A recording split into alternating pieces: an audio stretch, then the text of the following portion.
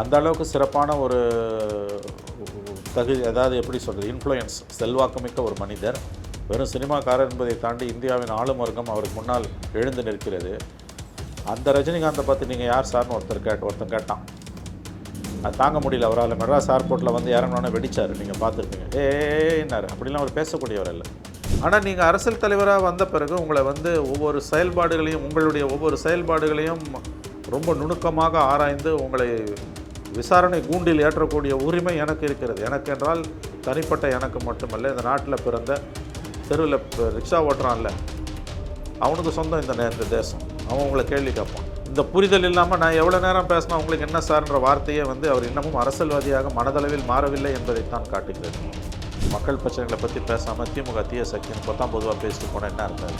இது அபத்தமான லாவணி கச்சேரி. இது நீங்கள் தீய சக்தி, நாங்கள் தூய சக்தினா எதுக்கு மோனையில் பேசினா உடனே அவங்க என்ன பண்ண, நீ என்ன தூய சக்தின்னு அவங்க பழைய கதையை எழுப்புவாங்க. அப்போ அரசியலை வந்து ரொம்ப கீழான தரத்துக்கு அவர் இழுத்துட்டு போகிறார். இல்லை, என்னால் தூய சக்தின்னு சொன்னது கூட நான் தப்புன்னு சொல்ல மாட்டேன். அது விமர்சனம், அது பொலிட்டிக்கல் சார்ஜ். அதில் ஒரு தப்பும் கிடையாது. ஏன்னா ஒரு கட்சியை தான் அவர் சொல்கிறார். அது ஏற்கனவே எம்ஜிஆர் ஜெயலலிதா சொன்னார். ஆனால் அது சொல்லக்கூடிய அதே நேரத்தில் நீங்கள் சப்ஸ்டான்ஷியேட் பண்ணணும். ஹார்ட்கோர் பிஜேபி ரிலேட்டட் இஷ்யூஸில் இது வரைக்கும் ஒரு கட்சி ஆரம்பிச்சு 22 மாதத்தில் என்ன ஸ்டாண்ட் எடுத்திருக்காரு சொல்லுங்கள். எஸ்ஐஆர் எதிர்த்து பேசியிருக்கு. ஒரு வார்த்தை பேசினு கடந்து போனார். அது எல்லாரும் ஊரில் இருக்கவங்க எல்லாம் எடுப்பான் ஸ்டாண்டு. இன்னும் 1 ஹவரில் லிஸ்ட்டு போட்டான் இப்போயே சில இடத்துல கொத்த ஆளை தூக்கியிருக்கான்றான். அது வேறு கதை இருக்கட்டும். மக்களை ஏமாத்துறதுக்கு ஒரு அளவு உண்டு. திருப்பரங்குன்றம் இஷ்யூவில் ஸ்டாண்ட் எடுக்காமல் ஒரு அரசியல் கட்சி இந்த தேர்தலை எப்படி சந்திக்க முடியும்? திருப்பரங்குன்றம் இஷ்யூவில் ஸ்டாண்ட் எடுக்காமல் ஒரு அரசியல் கட்சி நான் தான் திமுக மாற்றுன்னு எப்படி சொல்ல முடியும்? திருப்பரங்குன்றம் இஷ்யூவில் ஒரு ஸ்டாண்ட் எடுக்காமல் ஒரு அரசியல் கட்சியாகவே எப்படி இருக்க முடியும்? நாங்கள் வந்து இந்த விளையாட்டில் போய் மாட்டோம்னு நீங்கள் வந்து நகாசு வேலை பண்ணுறீங்கன்னா நீங்கள் பிஜேபியை பார்த்து 5 நடுங்குகிறீர்கள். ஆன்டி பிஜேபி ஸ்டாண்ட் எடுக்க உங்களுக்கு தைரியம் இல்லை. உங்கள் கொள்கையை எதிரின்னு சொல்லிவிட்டு அடுத்த 2 மாதத்தில் எலெக்ஷன் வந்தப்போ அதை புறக்கணிச்சிட்டு போனவங்க நீங்கள். இல்லைங்க, இது வந்து பிஜேபி மாதிரியான ஒரு பேராபத்து வந்து இல்லாமல் இருந்ததுன்னா அதில் நீ ஸ்டாண்ட் எடுக்காமல் போகலாம். இங்கே இல்லை சார், பிஜேபி ரொம்ப தவறான பார்வைங்க. அந்த பார்வையை ரொம்ப தவறுங்க. அது ஃபேக்சுவலாக ராங் நீங்கள் சொல்கிறது. கடந்த பார்லிமெண்ட் எலெக்ஷனில் 18% ஓட்டு வாங்கினாங்கன்றது மட்டும் இல்லாமல் திருப்பரங்குன்றம் இஷ்யூவில் வந்து மக்கள் மத்தியில் வந்து ஒரு பிஜேபி ஆதரவு நிலைப்பாடு உள்ளவர்களும் இருக்கிறார்கள். கூலிப்படையை 100க்கும் 200க்கும் கூவக்கூடிய கூலிப்படையை அறிவாலி அதிசேஷங்களை விஜய் மீது ஏவி விடுவதால் திமுக சாதிக்கப் போவது எதுவும் இல்லை. மாறாக இது விஜயின் செல்வாக்கைத்தான் உயர்த்தும். இது திமுக நண்பர்களின் கனிவான பார்வைக்கு. கேட்டால் கேளுங்க, இல்லைனா நஷ்டம் உங்களுக்கு தான். எம்ஜிஆரை வளர்த்தீங்க, ஜெயலலிதா வளர்த்தீங்க, இன்றைக்கி விஜயை வளர்க்குறீங்க. சீமான் அந்த விஜய் கூட்டத்தில் பேசினதை வச்சு அவர் பிஜேபியோட போய் அபத்தமானது. அதுக்கு வாய்ப்பே இல்லை. 26 வாய்ப்பு இல்லை. அதுக்கு அடுத்தடுத்த காலகட்டங்களில் ஒருத்தன் 29 39 என்ன ஸ்டாண்ட் எடுப்போன்னு ஒருத்தன் இன்றைக்கி பேச முடியாது. 26 கண்டிப்பாக சீமான் வந்து அதெல்லாம் போக மாட்டார்.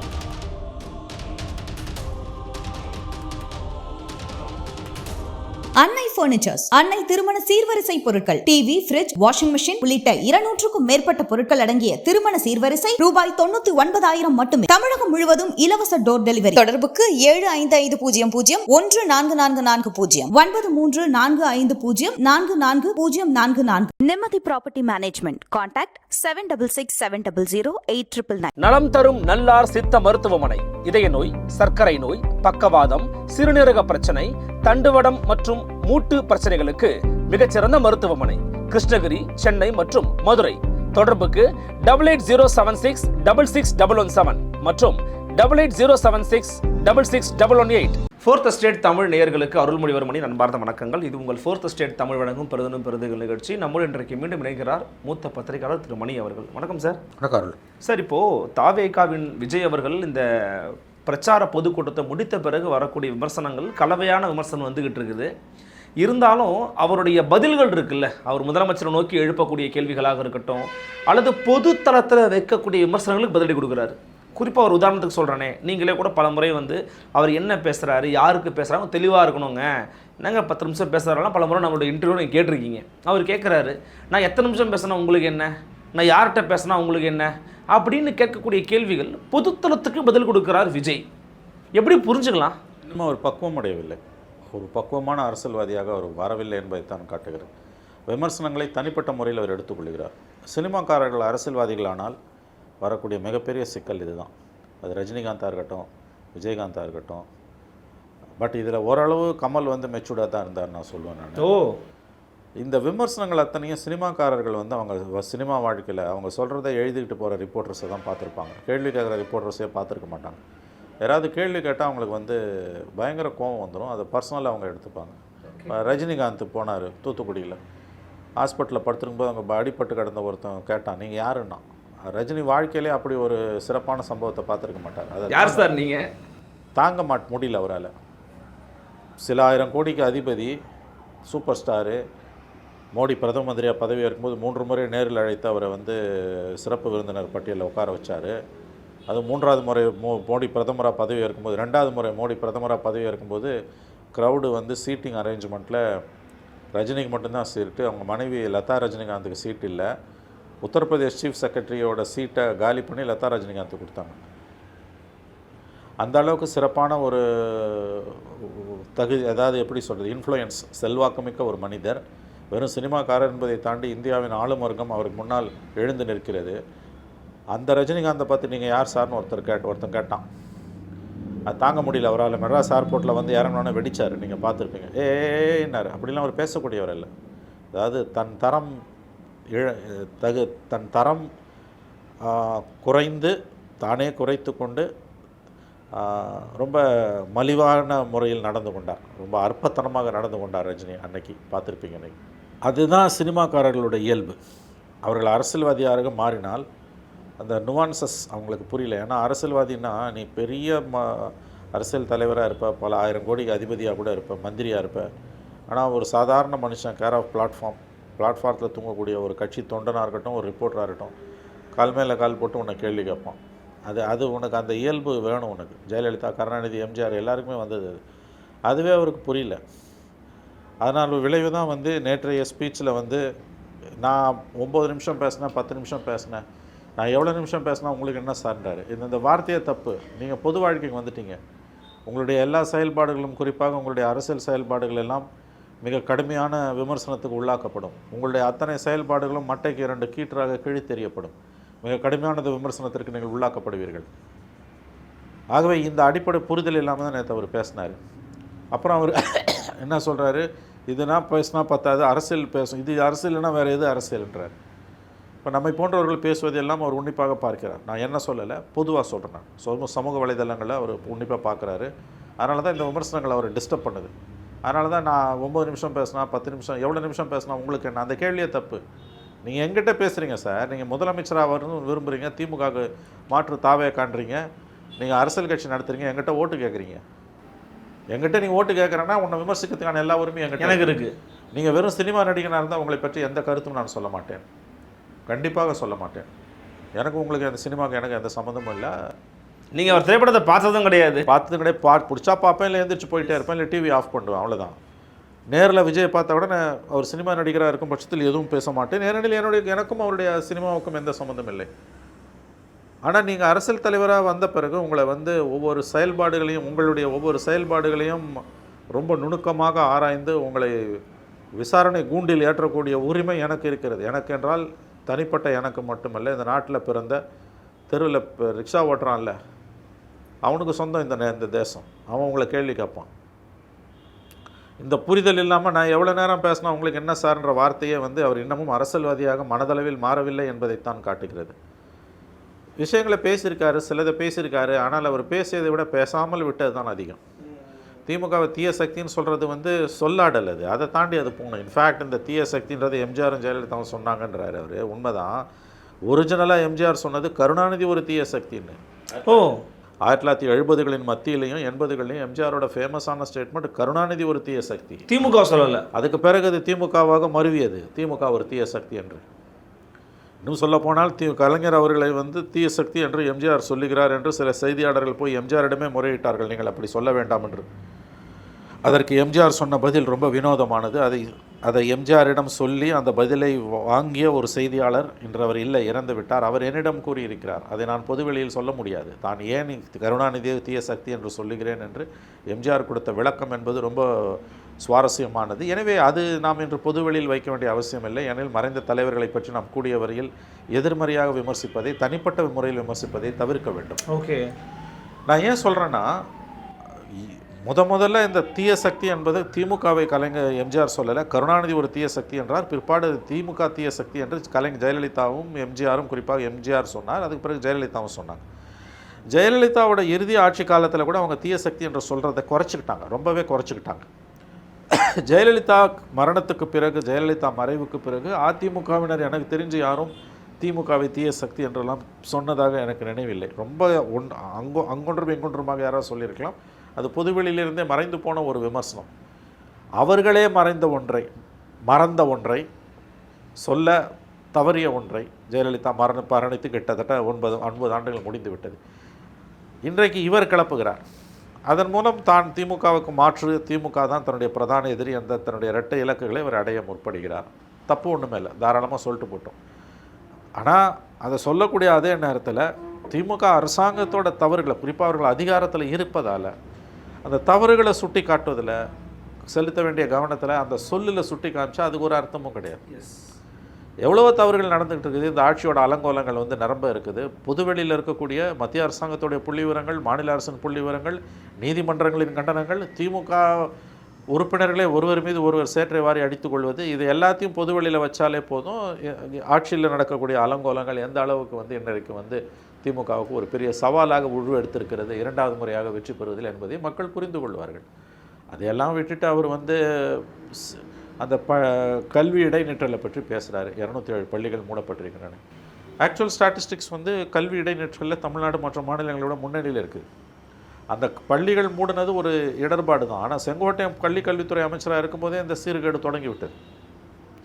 அதை விட முக்கியமான விஷயங்கள் இருக்குது. நம்ம பேசின மாதிரி 2023 NCRB டேட்டா தலித் மக்களுக்கு எதிரான கொடுமைகளில் தமிழ்நாடு முதலிடம் வகிக்குது.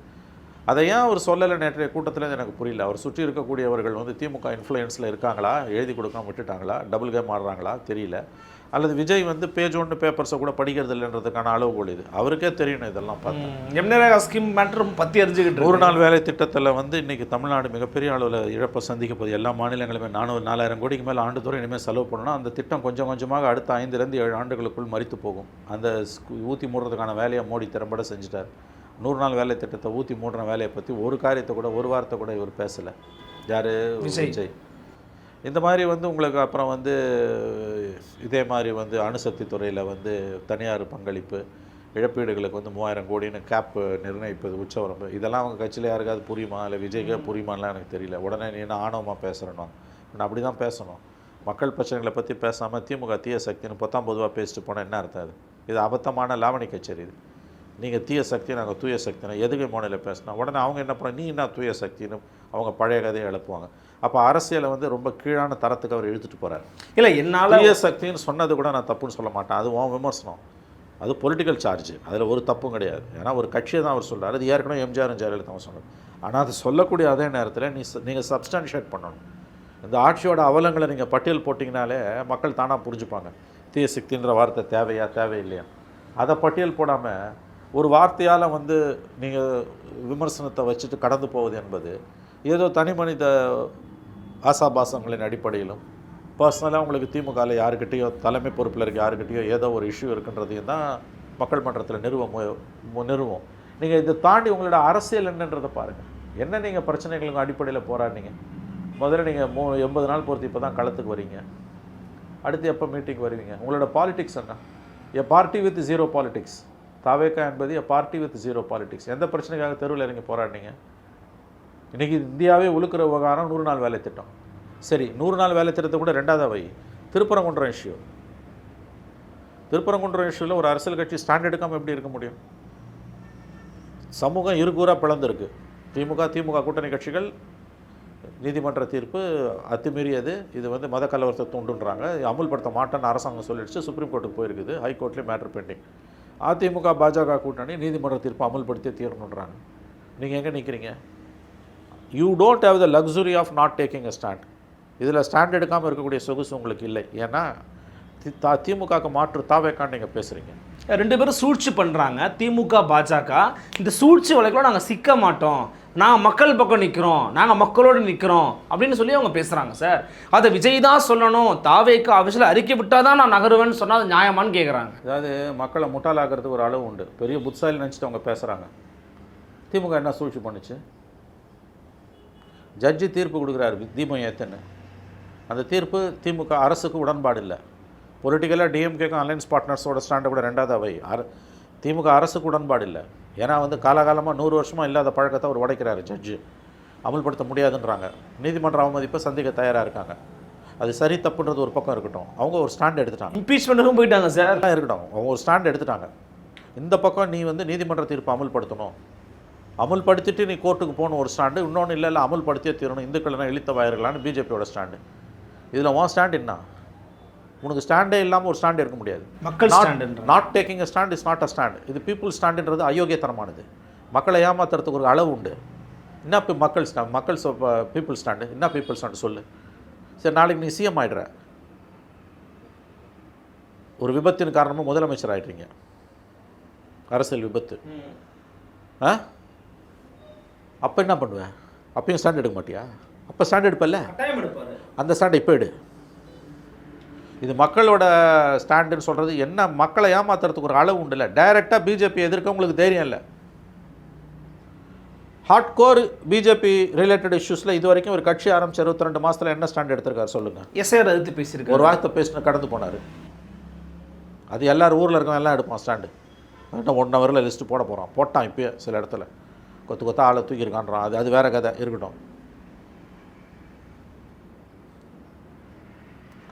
நான் என்ன சொல்கிறேன், மக்களை ஏமாத்துறதுக்கு ஒரு அளவு உண்டு. திருப்பரங்குன்றம் இஷ்யூவில் ஸ்டாண்ட் எடுக்காமல் ஒரு அரசியல் கட்சி இந்த தேர்தலை எப்படி சந்திக்க முடியும்? திருப்பரங்குன்றம் இஷ்யூவில் ஸ்டாண்ட் எடுக்காமல் ஒரு அரசியல் கட்சி நான் தான் திமுக மாற்றுன்னு எப்படி சொல்ல முடியும்? திருப்பரங்குன்றம் இஷ்யூவில் ஒரு ஸ்டாண்ட் எடுக்காமல் ஒரு அரசியல் கட்சியாகவே எப்படி இருக்க முடியும்? அரசியல் கட்சியை விடுங்க சார், திருப்பரங்குன்றம் இஷ்யூவில் ஒரு ஸ்டாண்ட் எடுக்காமல் பொது வெளியில் இயங்கக்கூடிய ஒரு அமைப்பு, அது பொலிட்டிக்கலாக அப்பொலிட்டிக்கலாக எப்படி இருக்க முடியும்?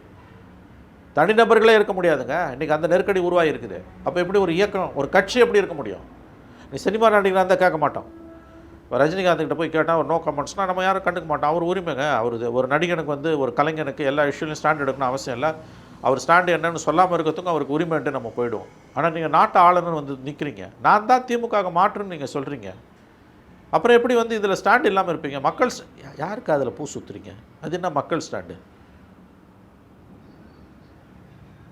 பிஜேபி அதை வச்சு அரசியல் பண்ணுதா பண்ணலையா? ஒன்று. ரெண்டாவது, ஜட்ஜோட தீர்ப்பை கவர்மெண்ட்டு அமல்படுத்தணுமா வேணாமா? மூணாவது, இம்பீச்மெண்ட் மோஷன் நீ ஆதரிக்கிறியா இல்லையா? இது எதுலையுமே எனக்கு ஸ்டாண்ட் இல்லைன்னு சொல்கிறீங்கன்னா இதை விட அயோக்கியத்தனை எதுவும் இருக்க முடியாது. இல்லை, எல்லாருமே பிஜேபியை ஏன் எதிர்க்க மாட்டேங்கிறீங்க, அதிமுகவை பேர் சொல்ல மாட்டேங்கிறீங்கலாம் கேட்டுக்கிட்டு இருக்கும்போது அவர் என்ன சொல்கிறாருன்னா, களத்தில் இல்லாதவங்களை எதிர்க்கிறதே என் வேலை கிடையாது, நீங்கள் சும்மா பேசிக்கிட்டு இருப்பீங்க, உங்களை எதிர்த்துக்கிட்டு இருக்கணுமா? எனக்கு களத்தில் இங்கே இருக்கிறது திமுக ஆளுங்கட்சி, நான் அடுத்து வேலை பார்க்குறேன் அப்படின்னு அவர் பேசுகிறாரு. யார் தான் சொல்கிறாரு அவர் களத்தில் இல்லாத? என்ன ஓட் பேங்க் இருக்குது இவர் களத்தில் இருக்கவங்கள பற்றி? அவங்க களத்தில் இல்லைன்றாங்க. போன எலெக்ஷனில் 18% வாங்கியிருக்கான் பிஜேபி. அதிமுக தமிழ்நாட்டு 30 வருஷம் ஆண்ட கட்சி. இவர் எத்தனை எலெக்ஷனை ஃபேஸ் பண்ணார்? முதல்ல இதுவே தப்பு. அந்த 2 கட்சிகளை நீ வந்து மட்டம் தட்டுற. எதுக்கு சார் அவர் பேர் சொல்லணும்னு எதிர்பார்க்கணும்? இதை பாருங்கள், கட்சிகளோட பேரை சொல்கிறது சொல்லாமல் இருக்குது இல்லைங்க. இஷ்யூவில் உன் ஸ்டாண்ட் என்ன, அதை பதில் சொல்லு. அதை நீ கடந்தே போ. அதை தான் நான் சொன்னேன். You don't have the luxury of not taking a stand. Stand எடுக்காமல், நிலைப்பாடு எடுக்காமல் இருக்கக்கூடிய சொகுசு தாவேகாக்கு இல்லை. ஏன்னா இது ஒரு அரசியல் கட்சி. அப்படி நிலைப்பாடு எடுக்காமல் நாங்கள் இருப்போம், நாங்கள் வந்து இந்த விளையாட்டில் போய் மாட்ட மாட்டோம்னு நீங்கள் வந்து நகாசு வேலை பண்ணுறீங்கன்னா நீங்கள் பிஜேபியை பார்த்து 5 நடுங்குகிறீர்கள். ஆன்டி பிஜேபி ஸ்டாண்ட் எடுக்க உங்களுக்கு தைரியம் இல்லை. உங்கள் கொள்கை எதிரின்னு சொல்லிவிட்டு அடுத்த 2 மாதத்தில் எலெக்ஷன் வந்தப்போ அதை புறக்கணிச்சிட்டு போனவங்க நீங்கள். பிப்ரவரி 24 இங்கே கட்சி ஆரம்பிக்கிறீங்க, 24 ஏப்ரல் மேலே எலெக்ஷன் வருது. இந்தியாவே உற்று நோக்கிய தேர்தல். இந்திய ஜனநாயகம் காப்பாற்றப்படுமா, சவக்குழிக்கு போகுமா, வாழ்வா சாவா எலெக்ஷனு. அந்த எலெக்ஷனை புறக்கணித்த கட்சி. கேட்டால் கொள்கை தலைவர் எங்களுக்கு வந்து கொள்கை எதிரி பிஜேபி. கொள்கை எதிரி அரசியல் எதிரி எப்படி வெவ்வேறாக இருக்க முடியும்? அங்கேயே ஆரம்பத்துலேருந்தே கோளாறு தாவேக்கால. அதை மீறி அவருக்கு மக்கள் செல்வாக்கு இருக்குது, அது எல்லாத்தையும் நான் ஒத்துக்கிறேன். ஒரு ஸ்பீச்சில் ஒரு இம்ப்ரூவ்மெண்ட் இருக்குது, எல்லாம் ஓகே. திருப்பரங்குன்றம் இஷ்யூவில் நான் ஸ்டாண்ட் எடுக்க மாட்டேன், உங்கள் விருப்பப்படிலாம் நான் ஆட முடியாதுன்றதெல்லாம் மக்களை ஏமாற்றக்கூடிய பேச்சு. வழுவி நழுவி நீங்கள் ஓடுகிறீர்கள். அதைத்தான் நான் கேட்குறேன். நாளைக்கு நீங்கள் சிஎம் ஆகிட்டீங்க சார், ஒருவேளை தாவக்கா ஜெயிச்சு ஆட்சி அமைச்சிடுது, நீங்கள் முதலமைச்சர், அப்போ என்ன ஸ்டாண்ட் எடுப்பீங்க? அப்போ இதே மாதிரி ஒரு கதை அழைப்பீங்களா? இது ரொம்ப நாள் ஓடாது தம்பி, இந்த படம் ரொம்ப நாள் ஓடாது. இப்படி போச்சுன்னா நீங்கள் மக்கள் மன்றத்தில் முக்கியமான இஷ்யூஸில் ஸ்டாண்ட் எடுக்கணும். உங்களுக்கு செல்வாக்கு இருக்குது, நான் ஒத்துக்கிறேன். பெரிய அளவில் உங்களுக்கு செல்வாக்கு இருக்குது, நான் ஒத்துக்கிறேன். நீங்கள் திமுக வெற்றியை சிதைக்க முடியும், ஒத்துக்கிறேன். உங்களால் யாருக்குமே வந்து மெஜாரிட்டி இல்லாத தொங்கு சட்டமன்றம் தமிழ்நாட்டில் அமையலாம், நான் ஒத்துக்கிறேன். அது எல்லாத்தையும் நான் ஒத்துக்கிறேன். ஆனால் அதே நேரத்தில் உங்களுடைய அரசியல் என்பது ரொம்ப ரொம்ப ரொம்ப ஆபத்தான, மக்களை திசை திருப்பக்கூடிய, மக்களை முட்டாளாக்கக்கூடிய அரசியல். எப்படி திருப்பரங்குன்ற இஷ்யூவில் ஸ்டாண்ட் எடுக்காமல், நான் ஸ்டாண்ட் எடுக்காது மட்டும் இல்லை, அதை நியாயப்படுத்தி பேசுறது. உன் இஷ்டத்துக்கு நான் ஸ்டாண்ட் எடுக்க முடியாது. என் இஷ்டத்துக்கு இல்லை தம்பி, மக்களோட இஷ்டத்துக்கு. சரி, அவர் இன்னொரு வார்த்தையை பதிவு பண்ணுறாரு. அந்த கூட்டத்தில் இருக்கிற மக்களை நோக்கி தான் சொல்கிறாரு, நான் மற்றவங்களெல்லாம் புரிய வைக்க விரும்பலைங்க, உங்களுக்கு புரியுதில்லைங்க, நம்ம கொள்கை எதிரியாரு பிஜேபி, அரசியல் எதிரியாரு திமுக, அப்பா அது போதுங்க, உங்களுக்கு புரிஞ்சா போதுங்க எனக்கு அப்படிங்கிறாரு. அவங்களுக்கு என்ன புரியணுமோ, அவங்களுக்கு என்ன தேவையதை கொடுக்குறாரு சார். அவங்க தான் வாக்காளர், ஓட்டு போட்டு போகிறாங்க, நம்மளை புரிய வைக்கணுங்கிற கட்டாயமாக அவருக்கு என்ன இருக்குது விஜய்க்கு? இது சர்வாதிகாரிகளோட மொழி. இதை தான் ஜெயலலிதா ஒரு கட்டத்தில் பேசினாங்க, இதை தான் மோடி இன்றைக்கும் பேசுகிறாரு. நான் எதுக்கு மீடியா கிட்ட பேசணும், நான் நேராக மக்கள்கிட்ட பேசுகிறேன்றது சர்வாதிகாரியின் மொழி. ஒரு ஜனநாயகத்தில் மீடியாவோட ரோல் என்ன? இப்போ ஒவ்வொருத்தரும் போய் உங்கள்கிட்ட கேள்வி கேட்பானா மேடையில் ஏறி? என்ன கதை அழகிறீங்க? கொள்கை எதிரி பிஜேபின்னா நீ திருப்பரங்குன்றத்தில் வாயை திறக்க மாட்டேன், நாங்கள் அமைதியாக இருக்கணுமா? நான் சொல்கிறேன், இது பிஜேபியோட ஸ்டாண்டு. இப்போ நான் கேட்குறேன், திருப்பரங்குன்றத்தில் வந்து ஒரு உண்ணாவிரத போராட்டம் நடக்குது. யார் நடத்துகிறா? பிஜேபி நடத்துது. ஒரு உதாரணத்துக்கு, நீதிமன்ற தீர்ப்பை அமுல்படுத்த வேண்டும், அமுல்படுத்தாத திமுக அரசை கண்டித்து உண்ணாவிரத போராட்டம் திருப்பரங்குன்றத்தில். அவங்க ஆதரவாளர்கள், பிஜேபி, அதிமுக தொண்டர்கள், அந்த நிலைப்பாட்டை ஆதரிக்கக்கூடிய பொதுமக்கள் எல்லாரும் அதில் கலந்துப்பாங்க. அறவழி போராட்டம்.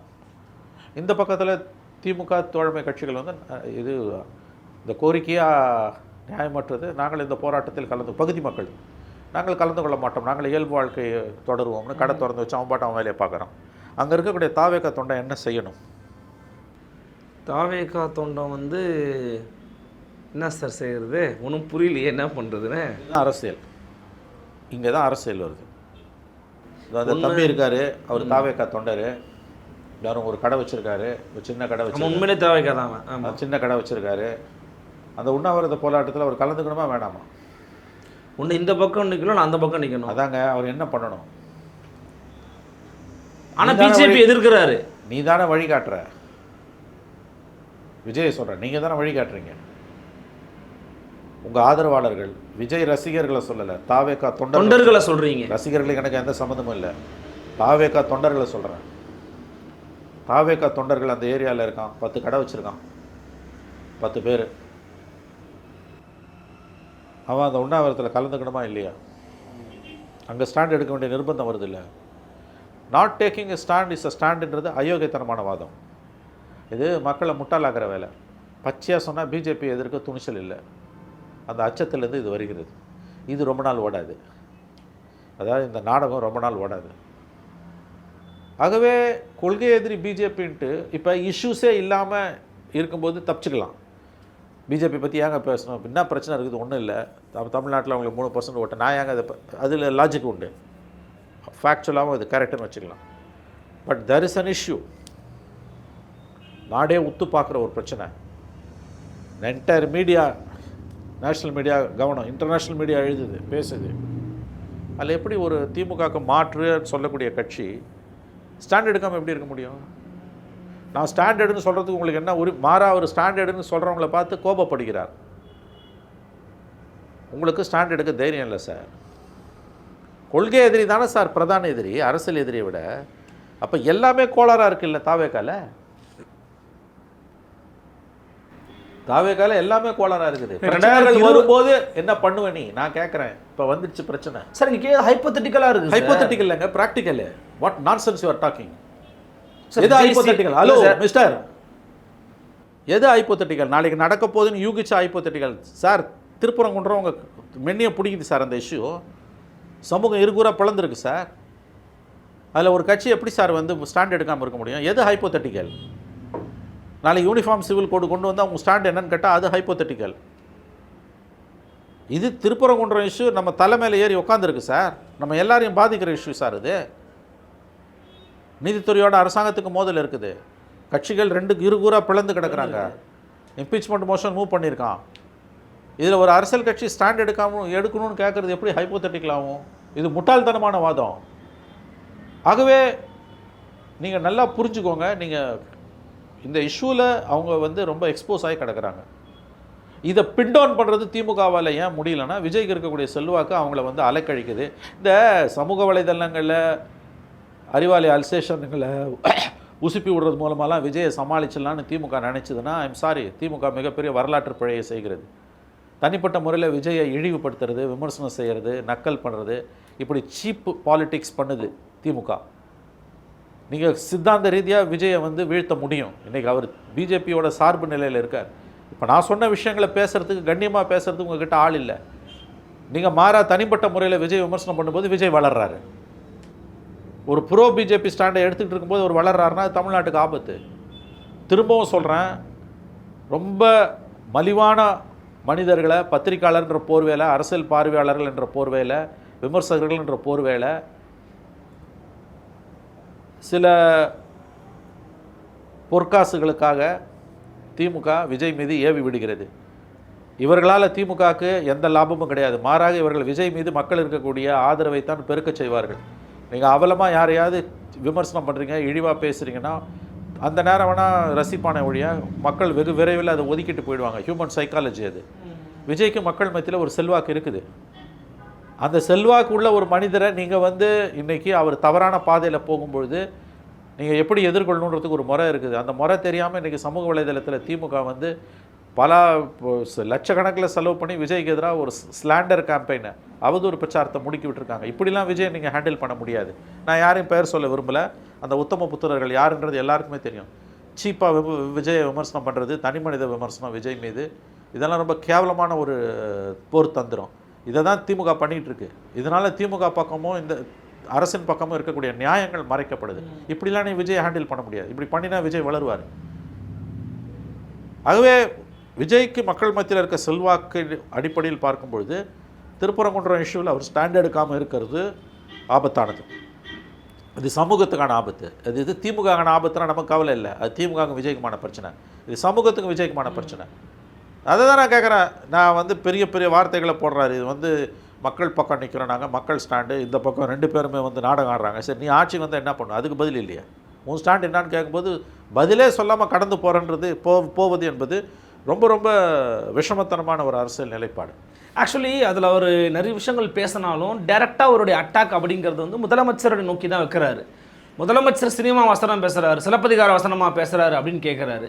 அதே வசனத்தை இவருமே வந்து பேசி வந்து காண்பிக்கிறார். அப்படின்னும் போது என்னுடைய எதிரி, என்னுடைய எனிமி, என்னுடைய டார்கெட்டுங்கிறது திமுக தான்.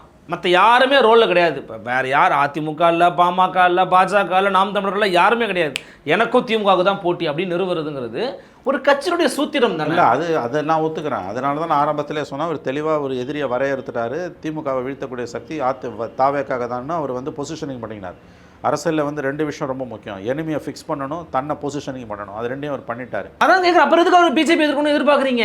இல்லைங்க, இது வந்து பிஜேபி மாதிரியான ஒரு பேராபத்து வந்து இல்லாமல் இருந்ததுன்னா அதில் நீ ஸ்டாண்ட் எடுக்காமல் போகலாம். இங்கே இல்லை சார், பிஜேபி ரொம்ப தவறான பார்வைங்க.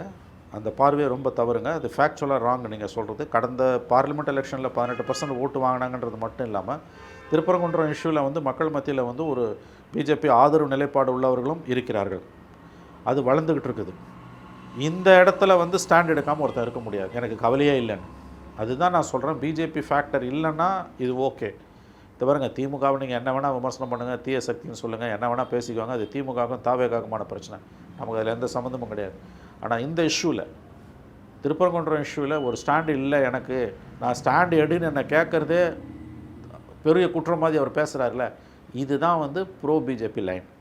இது சாஃப்ட் இந்துத்துவாக நீ வர, முகமூடி போட்டுட்டு வர, இதில் நீ கடந்து போக முடியாதுன்ற நான் தான் சொன்னேன். ஒரு உண்ணாவிரதம் நடக்குது, அங்கே என்ன பண்ணுவேன்? இல்லை நாளைக்கு ஒரு பெரிய பிரச்சனை வெடிக்குது, அப்போ தாவேக்காவோட ரோல் என்ன? கொள்கை எதிரின்னு சொல்லிட்டு ஏன் கடந்து போகிற களத்துக்கு வராமல்? கொள்கை எதிரின்னு சொல்லிட்டு களத்துக்கு வராமல் ஏன் கடந்து போகிற? இஷ்யூ இல்லைன்னா ஓகே, இஷ்யூ இருக்குது. 100 நாள் வேலை திட்டத்தை விட ஆபத்தானது திருப்பரங்குன்றம் இஷ்யூ. இமீடியட் டார்கெட் அது. ஏன்னா 100 நாள் வேலை திட்டம் நாடு பூரா பாதிக்குது. இந்த மாதிரி ஒவ்வொரு மாநிலத்திலையும் பேக்கெட்ஸில் தானே அவங்க பிரச்சனையை உருவாக்குனாங்க. ஒரு சிறு குழுவால் உருவாக்கப்பட்டதானே ராம் ஜென்மபூமி இயக்கம். 1949 சிலையை கொண்டு போய் வச்சதுலேருந்து 1989 அத்வானி அத்வானி பிரத யாத்திரை ஆரம்பித்ததுலேருந்து ஒரு சிறிய குழுவாக தானே அவங்க இயங்குறாங்க. அப்படி தானே வந்து அந்த தீயை பற்ற வைக்கிறாங்க. அவங்க எப்படி வளர்ந்தாங்க இந்தியா பூரான்னு பார்த்தா நம்ம கண்ணு முன்னால் 89லேருந்து எப்படி வளர்ந்தாங்கன்னு 25 வருஷமாக 35 வருஷமாக பார்த்தா அவங்க அந்த வளர்ச்சியை அறிந்தவர்களுக்கு இது ஒரு தீப்பொறி, இது பரவ போகுதுன்றது தெரியும். அப்போ திருப்பரங்குன்றம் இஷ்யூன்றது அத்தகைய ஆபத்தான பேராபத்தை கொண்ட ஒரு தீப்பொறி. அதில் ஸ்டாண்ட் எடுக்காமல் ஒரு மனிதன் ஒரு கட்சி எப்படி இருக்க முடியும்? நீ யாரை ஏமாத்துறதுக்கு அப்போ நீங்கள் பேசுகிறீங்க? ஆகவே இது அவருடைய அரசியலில் இருக்கக்கூடிய ஆபத்தான போக்கு. இதை நம்ம எதிர்கொண்டு தான் ஆகணும், பேசி தான் ஆகணும். அதே நேரத்தில் அவருக்கு இருக்கக்கூடிய செல்வாக்கை யாரும் குறைச்சி மதிப்பில்லை. திமுக அரசின் மீதான குறைகளை குற்றங்களை யாரும் குறைச்சி மதிப்பில்லை. தனிப்பட்ட முறையில் விஜய் மீது திமுக அவிழ்த்து விட்டு இருக்கக்கூடிய ஆபாச தாக்குதல்களை யாரும் ஆதரிக்கலை. இதெல்லாம் தனித்தனியாக புரிஞ்சுக்கிறாங்க. சில பேர் வேண்டுமென்றே தனித்தனியாக புரிஞ்சுக்கிறாங்க. அதையும் நம்ம பார்க்க வேண்டியதாக இருக்குது. கூலிப்படையை 100க்கும் 200க்கும் கூவக்கூடிய கூலிப்படையை அறிவாலி அல்சேஷன்களை விஜய் மீது ஏவி விடுவதால் திமுக சாதிக்கப் போவது எதுவும் இல்லை. மாறாக இது விஜயின் செல்வாக்கைத்தான் உயர்த்தும். இது திமுக நண்பர்களின் கனிவான பார்வைக்கு. கேட்டால் கேளுங்க, இல்லைனா நஷ்டம் உங்களுக்கு தான். எம்ஜிஆரை வளர்த்தீங்க, ஜெயலலிதாவை வளர்த்தீங்க, இன்றைக்கி விஜயை வளர்க்குறீங்க. 30 வருஷத்துக்கு முன்னால் துக்ளக் சோ ராமசாமி மறைந்த நம்முடைய துக்ளக் ராமசாமி ஒரு கேள்வி பதிலில் சொல்லுவார், திமுகவின் எதிர்ப்பு எவர் ஒருவரையும் வளர்க்கும். அது விஜய் விஷயத்திலே நடந்து விடாமல் இருந்தால் திமுகவுக்கு நல்லது. இதில் அவருடைய ஸ்பீச்சில் அவர் எண்டில் பேசும்போது திமுகவும் ஒன்றிய அரசும் அப்படிங்கிற ஒரு வார்த்தையை பயன்படுத்தினார். வழக்கம் போல் இந்த பேச்சில் எந்த இடத்துல நீங்கள் சொன்ன மாதிரி பாஜகன்ற ஒரு வார்த்தை கூட அவர் பயன்படுத்தலை. இதன் மூலமாக மீண்டும் 4 முனை போட்டி என்பது உறுதியாகுவதாக நீங்கள் எண்ணுகிறீர்களா, அல்லது இன்னும் ஒரு சான்ஸ் இருக்குன்ற மாதிரி ஒரு உணர்வு உங்களுக்கு தட்டுப்படுகிறது? இல்லைங்க, 99.999% இது 4 முனை போட்டி தான்.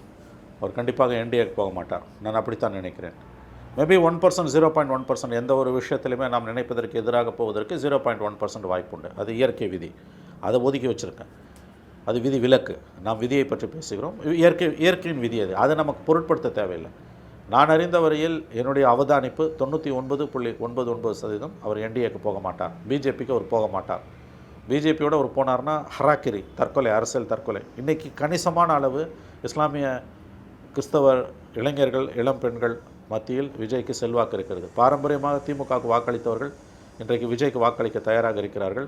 எல்லாரும் நினைக்கிறாங்க விஜயால் அதிமுகவுக்கு மட்டும்தான் பாதிப்புன்னு. இல்லை, திமுகவுக்கும் பாதிப்பு. எனக்கு கேட்டால் அதிமுக விட திமுகவுக்கு அதிக பாதிப்புன்னு கூட நான் சொல்வேன்.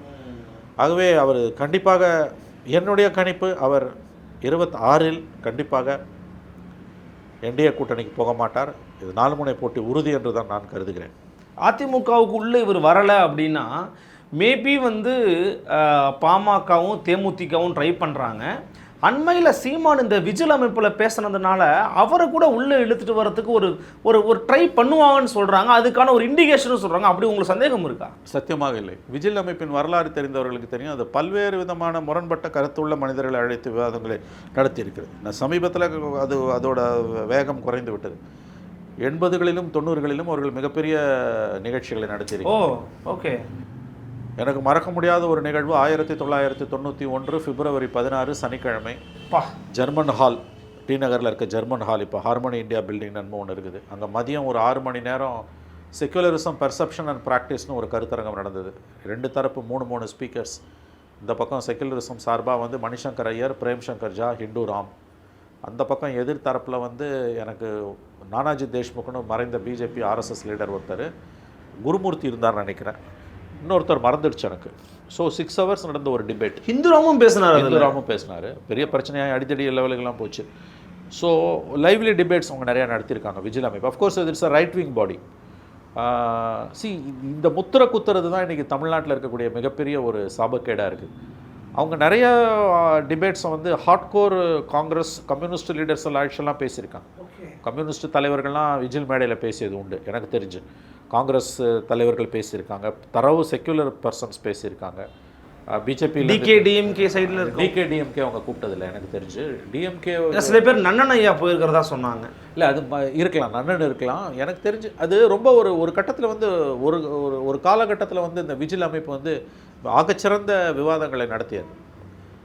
அவன் ஆர்எஸ்எஸ்ஸாக இருக்கிறான்றதுக்காகவே அவங்களோட எல்லா வேலைகளையும் அவங்க நடத்திய எல்லா கூட்டங்களையும் நீங்கள் விமர்சனம் பண்ணணும்னு ஒன்று அவசியம் கிடையாது. அவங்க பிளாட்ஃபார்ம் விவாதத்தை உருவாக்குறாங்க. சரியான வார்த்தை. ஒரு பப்ளிக் டிபேட்டை உருவாக்குறாங்க.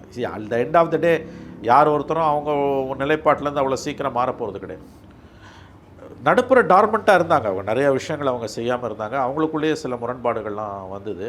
ஒரு லேடி ஒருத்தர் ராதான்னு ஒரு லேடி இருந்தாங்க. அவங்க இப்போ என்ன பண்ணுறாங்கன்னு தெரியல. இன்ஃபேக்ட் அந்த அம்மா இந்த இதிலெல்லாம் வந்து ஜல்லிக்கட்டுலலாம் வந்து கூட வந்து ஆர்எஸ்எஸ் ஸ்டாண்டுக்கு எதிரான ஸ்டாண்ட் எடுத்தாங்க எனக்கு தெரிஞ்சு.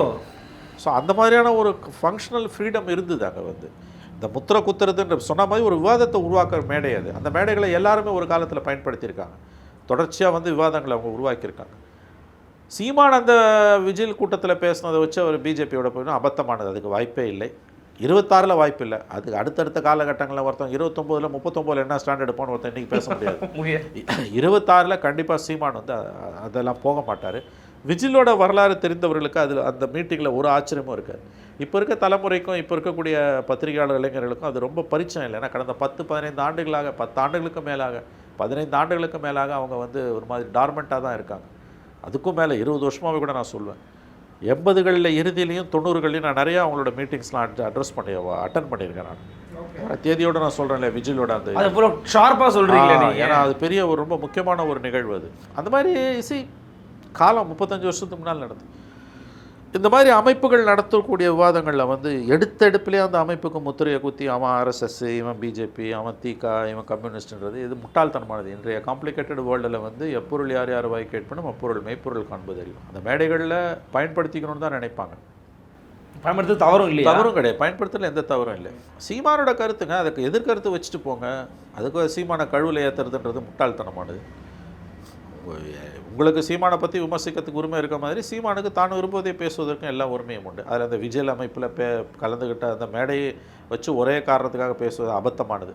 அப்படி பார்த்தீங்கன்னா நதி மூலம் ரிஷி மூலம் பார்த்தீங்கன்னா நீ எந்த மேடையிலுமே ஏற முடியாது, வீட்டில் உட்காந்துன்னு இருக்கலாம், அவ்வளோதான். அதனால் இது ரெண்டாவது இது பேசினதால் அவர் வந்து பிஜேபி அலையன்ஸுக்கு ரெடி ஆகிறாரு, 100% வாய்ப்பு இல்லைங்க. இப்போதைக்கு இல்லைங்க, இப்போதைக்கு இல்லை. 29 எப்படியா எனக்கு தெரியாது. அப்படி போகிறதாலே ஒருத்தன் அப்படி போயிடுவான்னு நான் சொல்ல முடியாது. நான் அப்படி ஏற்றுக்கல. நான் வந்து ஹாட்கோர் துக்ளக் ஃபங்க்ஷனில் வந்து டி ராஜாலாம் பேசியிருக்காங்க, டிகே ரங்கராஜன் பேசியிருக்காரு. ஸோ அதெல்லாம் அப்படி நம்ம பார்க்கக்கூடாது. எனக்கு தெரிஞ்ச அந்த கல்ச்சர் வரணும். இது வந்து சும்மா போட்டு ஒருத்தனை முத்திரை குத்தி சண்டை போட்டுக்கிட்டு இருக்கிறதுன்றது எனக்கு அதில் உடன்பாடு இல்லை. அது சொன்னாலே இப்போ நீ சங்கிடுவான், ஒரே வார்த்தை இல்லை. அதாவது தன்னுடைய சித்தாந்த நிலைப்பாட்டில் உறுதி இல்லாதவர்கள் தான் மற்றவர்களை முத்திரை குத்துவார்கள், இழிவுபடுத்துவார்கள். சீமான சித்தாந்த ரீதியாக நீ எதிர்கொண்டுட்டு போ. நீ ஒரு மீட்டிங் போட்டு சீமான விமர்சனம் பண்ண, திட்டு, அதை விட்டுட்டு இதையும் செய்யறது யாருன்னா அந்த இணையத்தில் இருக்கக்கூடிய கூலிப்படை தான். திமுகவால் ஏவி விடப்பட்டிருக்கிற கூலிப்படை தான் இதை செய்யுது. தன் தலையில் தானே திமுக டன்னா மண்ணை போட்டுக்குது.